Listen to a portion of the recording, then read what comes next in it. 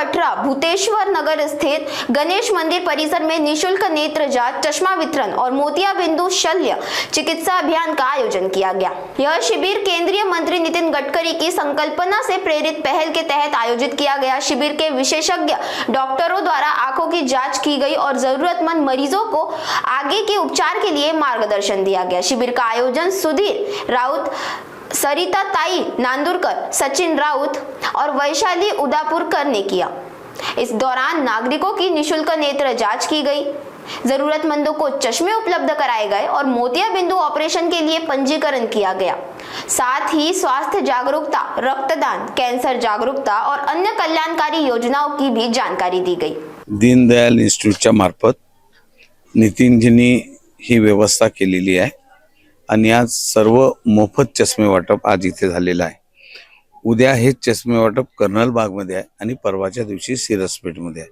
साधारणतः हे 3 कॅम्प मिळून 300 ते 350 चष्मे आम्ही मोफत वाटू। आमच्या प्रभागात दृष्टीहीन एकही व्यक्ती राहिला नाही पाहिजे या उद्देशाने आम्ही सर्व नगरसेवक सचिन नाईक, बंडू राऊत, वैशालीताई उदापुरकर, सारिकाताई नांदुरकर हा आम्ही प्रयत्न करू आणि हा आम्ही वर्षभर नाही तर 5 वर्ष सतत प्रयत्न करत राहू। सर, आतापर्यंत किती म्हणजे चष्मे तुम्ही वाटप केलेले आहेत? आतापर्यंत तर हजारो केले आहे। आज आम्ही 100 केले, आज 100 केले, उद्या 100 करू आणि परवा 100 करू आणि अजून कॅम्प वाढून मिळते का याचाही आम्ही प्रयत्न करू। आम्ही आमच्या प्रभागात आरोग्य सेवा देण्यामध्ये नंबर 1 वर राहण्याचा प्रयत्न आम्ही नक्की करू। आकडा आहे यामध्ये पुरुषांपेक्षा महिलांचं सुरुवातीपासूनच महिला आलेल्या होत्या।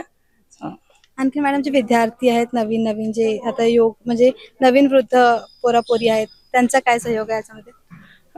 ते तर आज नाही आले तितके, पण आता पुढच्या वेळेस आम्ही त्यांना सांगू। बाकीचे महिला आणि जेंट्सचा चांगला रिस्पॉन्स आलेला आहे। आज जास्तीत जास्त गर्दी होती आणि सकाळ 10 वाजतापासून तर 12 वाजता गर्दी।